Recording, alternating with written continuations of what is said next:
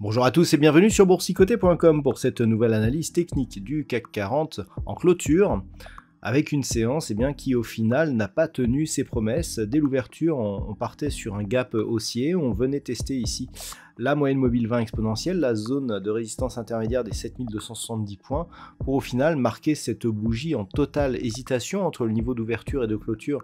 Il n'y a à peine que 2 dixièmes de points, puisqu'à 7250.35, le CAC 40 qui gagne tout de même 0,52%, inscrit cette bougie donc totalement hésitante en forme de croix inversée, ce qui n'est pas très bon pour la suite si on s'attendait à une reprise du mouvement haussier. Au niveau des indicateurs techniques, alors c'est toujours plutôt haussier sur le RSI qui s'apprête ici à refranchir sa zone d'équilibre à la hausse. Au niveau du RSI, on est sur une neutralisation, on a eu une course quasi horizontale la semaine dernière, on remonte en direction de la zone 50.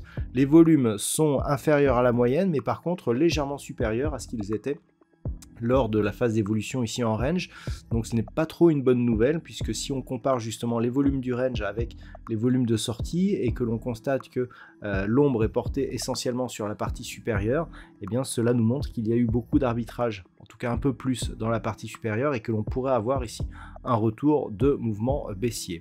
Alors on est toujours dans l'attente de la BCE, de la Fed, les marchés parient à une pause justement dans l'évolution des taux, tant sur la Fed que sur la BTE, plutôt sur la Fed d'ailleurs que sur la BCE.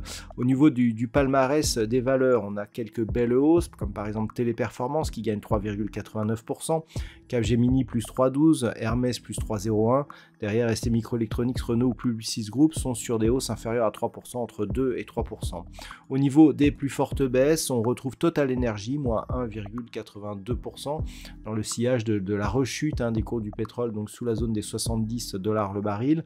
Vivendi perd 1,67, Saint-Gobain moins 1,54, Orange, Essilor, Luxottica ou AXA sont sur des baisses inférieures.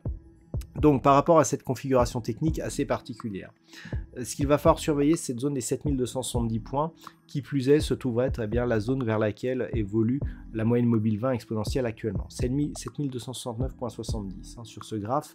Donc clairement, tant que l'on reste ici sous cette zone, on est toujours dans une dynamique d'impulsion baissière ici qui a permis une attaque de la bande de Bollinger inférieure, suivie de rebonds techniques qui viennent tester cette moyenne mobile. Pour l'instant, il n'y a pas de cassure.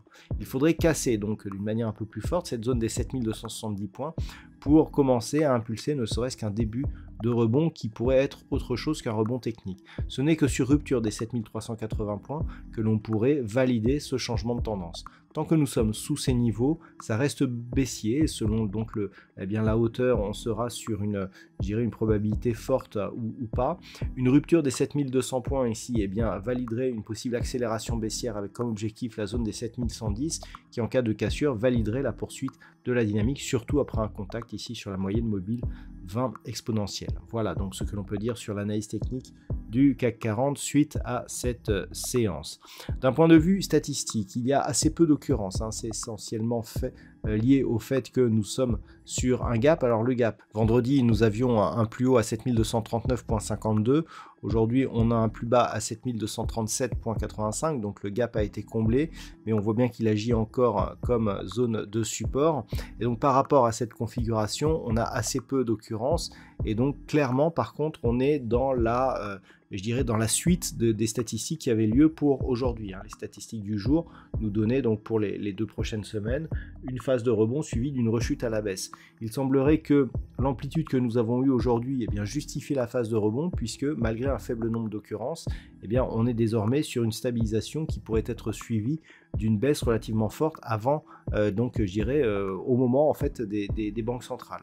Donc il va falloir faire attention, et le point déclencheur justement de la vérification de cette cette statistique serait effectivement un franchissement à la baisse de la zone des 7200 points.